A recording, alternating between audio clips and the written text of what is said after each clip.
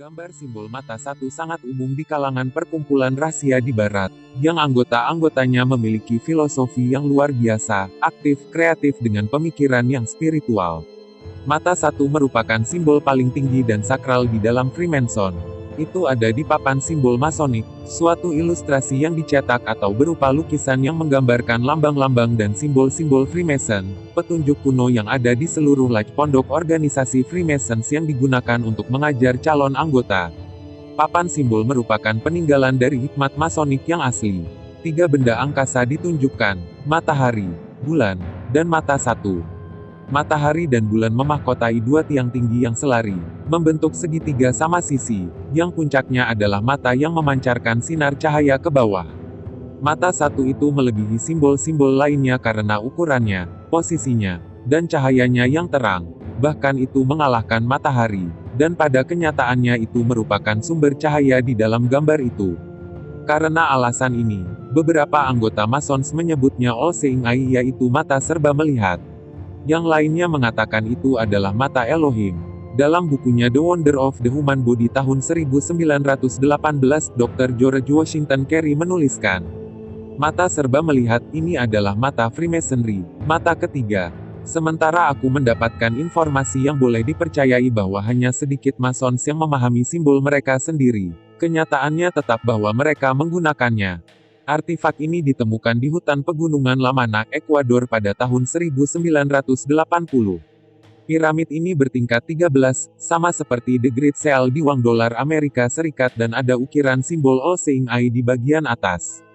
Bila terkena sinar ultraviolet, batu piramid ini akan mengeluarkan cahaya dan mata tersebut akan menyala. Bagian mata tersebut bersifat magnetik.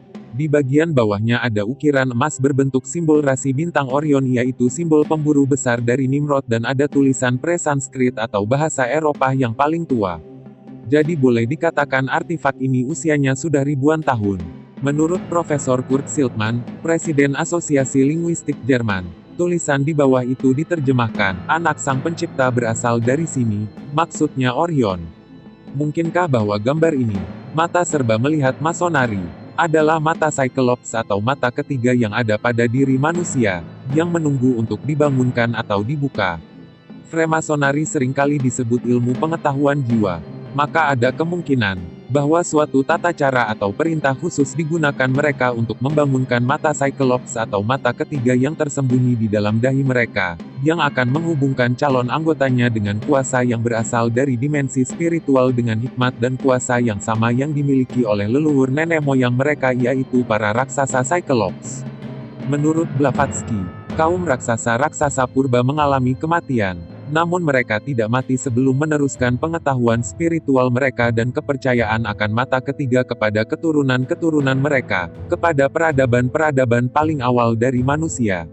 Menurut Blavatsky, The Secret Doctrine, Cyclops adalah mereka yang telah mendirikan apa yang disebut bangunan-bangunan Cyclopean, yang pengerjaannya memerlukan beberapa pasukan raksasa. Mereka disebut kaum pembangun, dan para okultis menyebut mereka inisiator, yang sekaligus meletakkan batu bangunan yang kuat untuk Masonari yang sesungguhnya. Seorang penjelajah dunia abad ke-19, Charles Boileau Elliot, menuliskan, dalam seluruh reruntuhan bangunan Cyclopean yang masih ada kemiripan tunggal yang susah untuk diceritakan.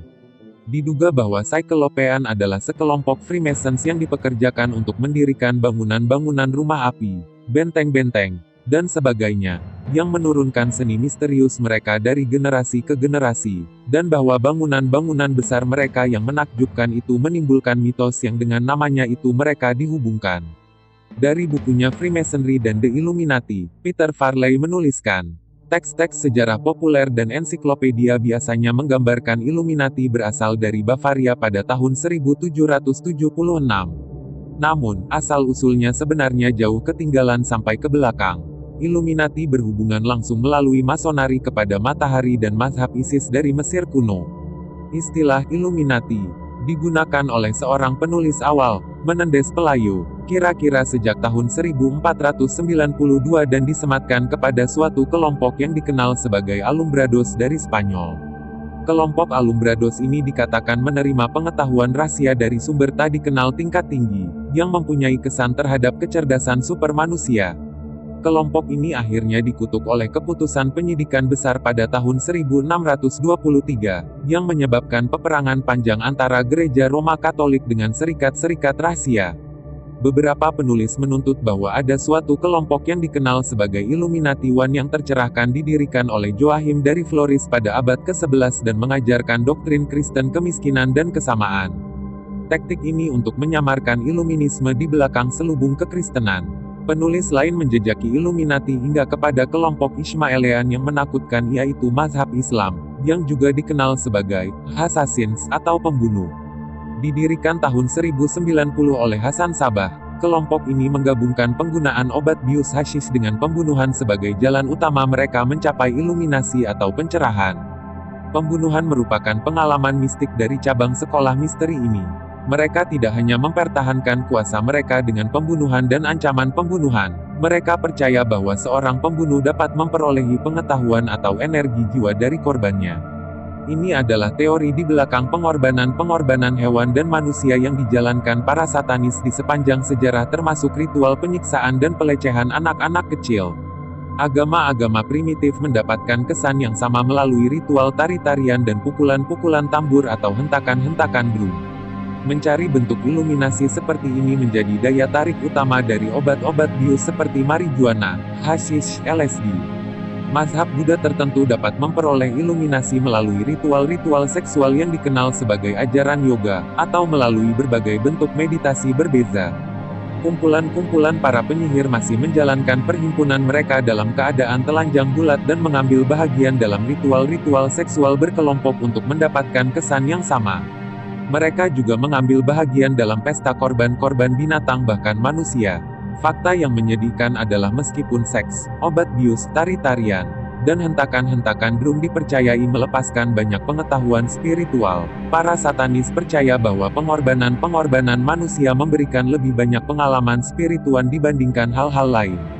Seperti demikianlah tipu muslihat gelap dan kotor dari jiwa-jiwa terdelusi yang berpikir pengumpulan spiritual dan pencerahan mereka akan memberikan kepada mereka semacam keilahian atau tidak akan mati atau kekal. Petik 2. Dalam bukunya pada tahun 1929 yang berjudul Magic in Theory, Aleister Crowley, orang satanisme dunia, menjelaskan mengapa kanak-kanak sering dipilih sebagai korban-korban okultisme. Merupakan teori dari penyihir-penyihir kuno bahwa setiap makhluk hidup merupakan sumber kuasa yang berbeza-beza kuantitinya menurut ukuran dan kesehatan binatang itu, dan dalam kualitinya sesuai mental dan karakter moralnya. Pada waktu kematian binatang ini, kuasa atau energi tersebut dilepaskan secara tiba-tiba. Untuk tenaga spiritual tertinggi, seseorang harus memilih korban yang memiliki energi yang paling besar dan paling murni. Seorang anak laki-laki murni yang tak berdosa dengan intelektual tinggi adalah korban yang paling memuaskan dan sesuai. Peter Farley melanjutkan, setiap mason mengucapkan sumpah berupa serangkaian ikrar yang sangat kuno, sehingga istilah khusus diberikan untuk menggambarkannya. Ini disebut ikrar-ikrar darah. Masonari, yang dikenal sekarang ini di Amerika, dianggap memiliki tingkatan atau pangkat sampai 33. Pangkat 33 ini berhubungan langsung dengan koordinat titik lokasi turunnya Tuhan mereka, yakni para malaikat pengawas, malaikat pemberontak di puncak Gunung Hermon.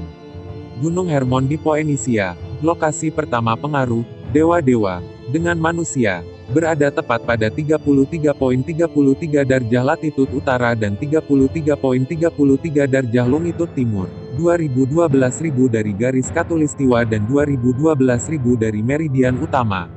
Lokasi garis bujur Gunung Hermon berdasarkan meridian Paris 0 derajah, 2.20 derajah sebelah timur Greenwich. Peter Farley melanjutkan, banyak cabang organisasi berkembang selama bertahun-tahun yang berusaha menambahkan derajat-derajat lain di atas 33 seperti yang dikenal umum. Mormon adalah salah satu cabang tersebut. Pengasas Mormonisme, Joseph Smith, dan sebagian besar, jika bukan semua anggota lingkaran dalam penyokongnya merupakan Mason.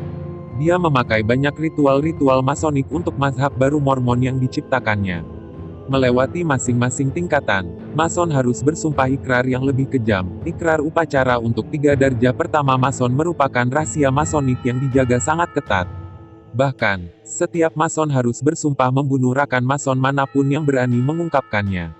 Namun, beberapa anggota Mason yang berani dalam 200 tahun terakhir, merasa terdorong untuk berbicara, mempublikasikan, pekerjaan rahasia, supaya diketahui umat manusia. Karena orang-orang seperti inilah kata-kata ikrar dan ritual-ritual dari setidaknya 3 derajat Mason pertama dapat terungkap. Pengalaman pribadi akan kehadiran Lucifer seringkali tidak digambarkan dalam kesusteraan. Bagaimana seperti Hitler yang hidup dalam tubuh fisik, sementara mengalir energi penjelmaan Luciferian di dalam dirinya hanya disinggung sekilas dalam biografinya. Monumen-monumen Cyclopean di Italia dan Eropa nampaknya berhubungan dengan Atlantis, mata ketiga, dan Freemason. Apakah karena ini maka pemerintah-pemerintah elit dunia dan universiti-universiti terkemuka berusaha menindas dan menyembunyikan segala sesuatu yang berhubungan dengan puing-puing misterius yang mengagumkan ini? Jika kita membandingkan deskripsi Plato tentang Atlantis dengan monumen-monumen dunia yang paling purba sekarang ini, seperti Stonehenge, piramid, bangunan-bangunan megalitik Peru dan Bolivia dan ditambah lagi perbandingan dari tulisan-tulisan kitab suci yang ada, kita akan sampai pada satu kesimpulan. Sejarah yang selama ini diajarkan di sekolah-sekolah yaitu, manusia berasal dari nenek moyang kera, dari manusia primitif yang tinggal di gua-gua dan akhirnya menjadi manusia modern penjelajah luar angkasa. Ini adalah satu kebohongan. Apakah umat manusia dijadikan bodoh oleh pemerintah-pemerintah elit dunia dan perusahaan-perusahaan korup supaya dapat diperbudak dan dikendalikan di dalam suatu sistem dunia yang mereka ciptakan?